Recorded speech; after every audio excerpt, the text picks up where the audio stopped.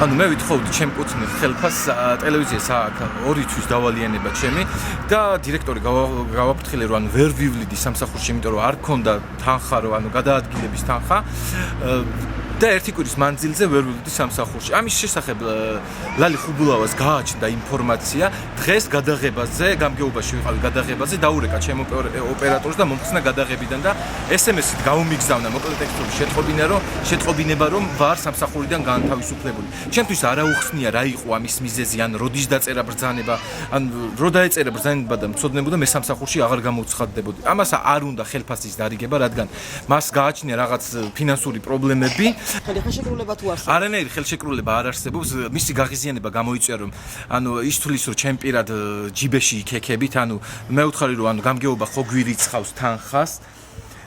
გამგეობა ხო გვირიცხავს 2000 ლარს, საიდანაც ჩვენ გვერიცხება ხელფასი, ის ამაზე აფეთქდა და გამოიწვია მისი გაღიზიანება, რომ ის არანაირ დაფინანსებას გამგეობისგან არ იღებს, ეს არის უბრალოდ საეთერო დროის ყიდვა და ის გამგეობა არ აფინანსებს ტელევიზიას. მისი გაღიზიანება გამოიწვია ანუ კუთვნილი ხელფასის მოთხოვნა.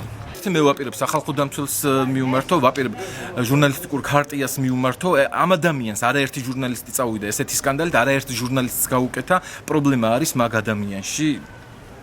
თვითონ გასცეთ პასუხი, ანუ რაზი აკეთებს ამას. არაერთი ჟურნალისტი ყავს ესე გამოგდებული გადაღებით. რამდენი ხნის ხელფასი გაკასებია? 2 თვის თებერვლისა და მარტის 680 ლარი. მე ვითხოვ ჩემკუთვნილ ხელფას. არ გავჩერდები მანამდე, იმიტომ რომ პრინციპში ჩაუჯდები.